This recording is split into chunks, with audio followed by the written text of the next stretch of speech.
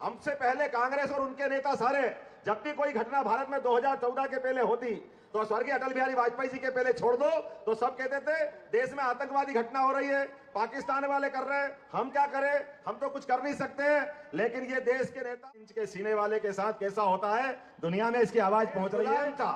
लेकिन देश की आजादी के बाद भी 70 साल तक भगवान को अपने घर में अयोध्या के अंदर सरयू के किनारे मुस्कुराने में कितना टाइम लगा। दूसरा वोट हमारा 2019 का पड़ा। देख रहे हैं केसरी न्यूज, खबर है खिलाफत नहीं। भारत माता की, प्रभु रामचंद्र जी महाराज की जय शिवाजी।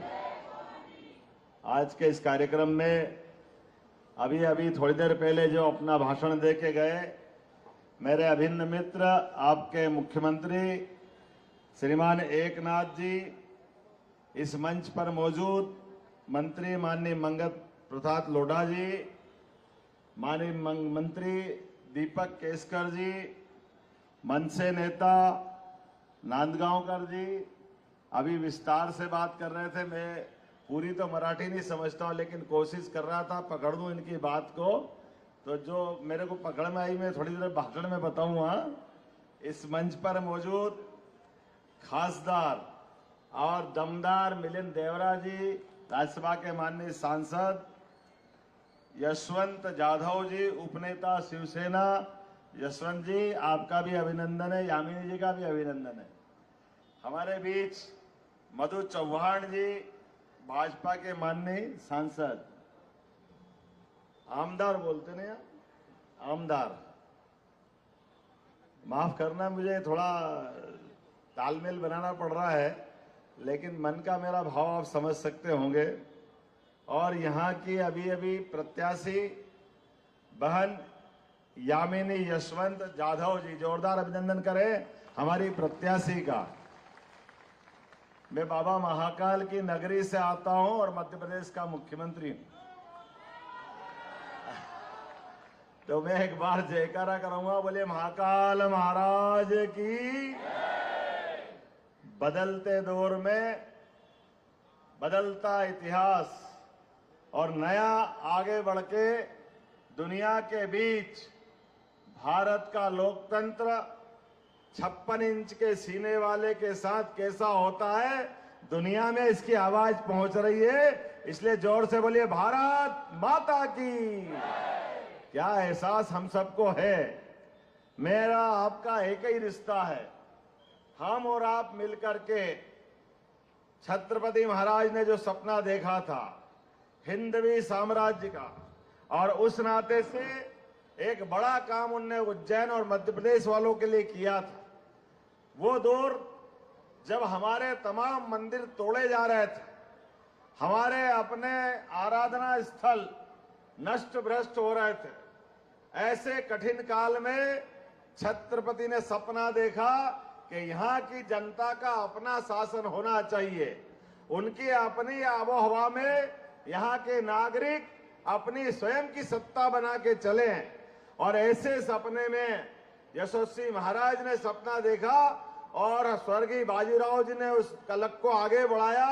उज्जैन का बाबा महाकाल का मंदिर जो 1235 में तोड़ा गया था, मुझे इस बात की प्रसन्नता है महाराष्ट्र के वीरों ने दोबारा बनवा करके वो गौरवशाली मौका हमको दिया है। लगभग 250-300 साल का इतिहास जो हमारे सामने, उनकी मुगल सत्ता भले दिल्ली में बैठी थी, लेकिन उस सत्ता को चुनौती देते हुए हमारे देवस्थान वापस उनके सामने बना करके मौका दिया। उस इतिहास में हमारे पूर्वज होंगे। हमें इस बात का तो एहसास है कि वो दौर कठिन काल था, लेकिन अभी जिन चुनाव में हम वोट मांगने के लिए आए हैं, बड़े दुर्भाग्य के साथ कहना पड़ रहा है, आज भी जो सत्ता का सपना देख रहे हैं वो घमंडिया गठबंधन आज भी उस मानसिकता से बाहर नहीं आए। पहले अंग्रेज, उसके पहले मुगल और बाद में कांग्रेस, सब एक ही लाइन के, एक ही थैली के चट्टे बट्टे हैं जो लगातार भारत के स्वाभिमान को लगातार लज्जित करते हैं। एक तरफ ये सारे लोग जिनके कारण से पूरा देश का स्वाभिमान थोड़ा डरा डरा था, और उसके उल्टे एक ही परिवार के लोग, उनके खानदान में, अरे मुझे तो इस बात की प्रसन्नता है, ये वीर सावरकर की धरती है, बाबा साहब अंबेडकर की धरती है, जिन्होंने जनता का शासन जनता के लिए बने और जनता के द्वारा चुना जाए। अब आप बताइए, जनता का शासन में जनता का व्यक्ति, मुझे मालूम है यहाँ जिंदगी अलग प्रकार से जी जाती है। हमारे यशस्वी प्रधानमंत्री नरेंद्र मोदी जी ने भी ऐसी जिंदगी प्रारंभ की है। हमें इस बात की प्रसन्नता है, एक गरीब आदमी देश का प्रधानमंत्री बन करके देश को गौरवान्वित करता है। अगर ये गौरवशाली क्षण है तो अभिनंदन करो मोदी जी का, हम सब उनके साथ तालियां बजा करके इस नाते से भी। और इस मामले में हमारे अपने बाबा साहब जिनने शिवसेना खड़ी करी, उनका भी जिक्र करना पड़ेगा, जिन्होंने अपने जीवन काल में सदैव देश के स्वाभिमान के साथ समझौता नहीं किया।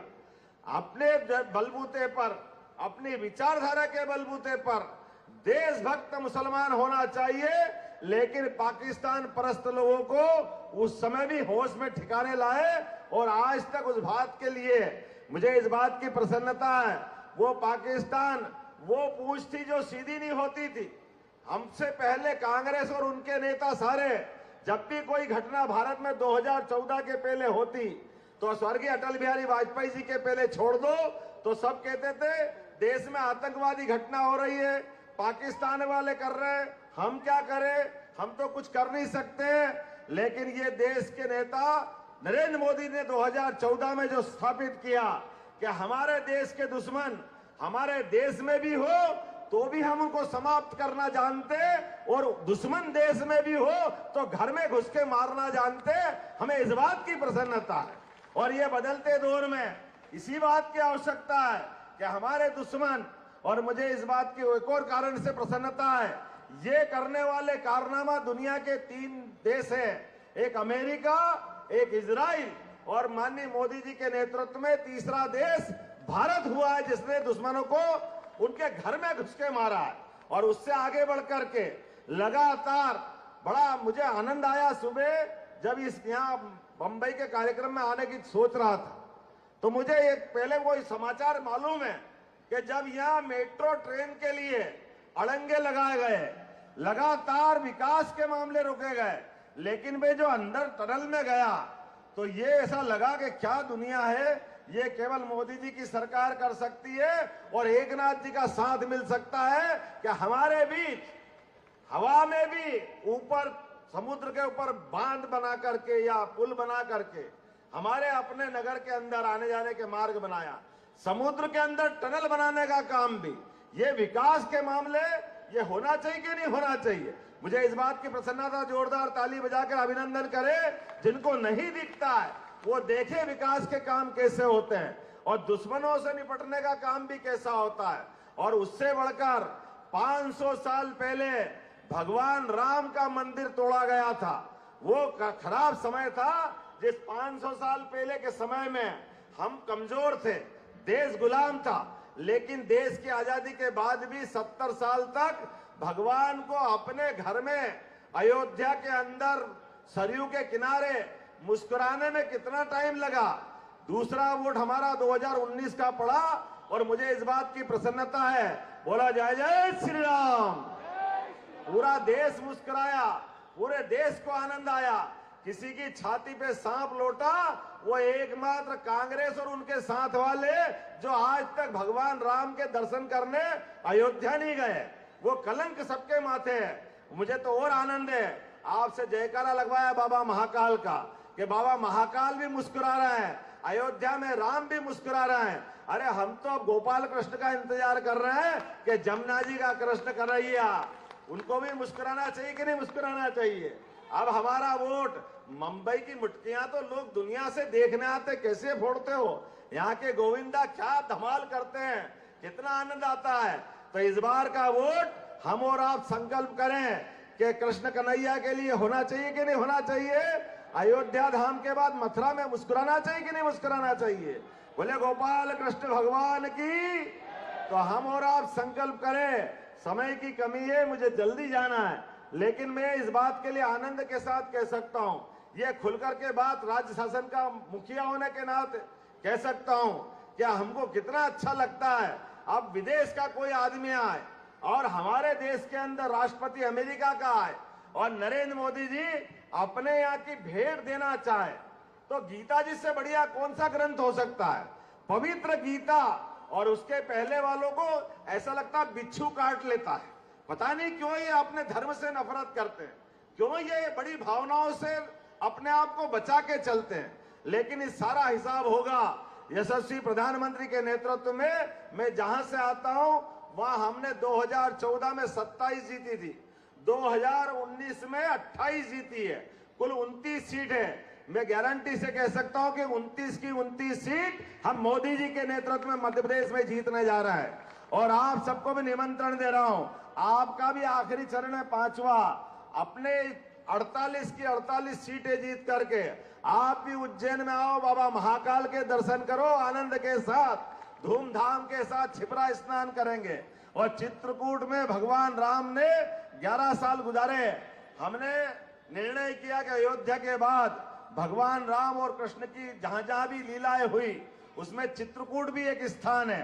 सभी स्थानों पर भव्य मंदिर बनाएंगे और पूरे देश के अंदर भगवान और राम कृष्ण की जय जयकार करते हुए सनातन संस्कृति की जय जयकार करेंगे। मेरी अपनी ओर से बहन यामिनी जी को समर्थन, जोरदार ताली बजा करके यामिनी जी के लिए वोट मांगने में आया हूं। और यामिनी जी के माध्यम से यशस्वी प्रधानमंत्री नरेंद्र मोदी फिर एक बार और अब की बार बहुत बहुत धन्यवाद। भारत माता की जय। फेसबुक पर कृष्णकांत सोनी को फॉलो और यूट्यूब पर केसरी न्यूज को सब्सक्राइब करना ना भूलें। जय हिंद।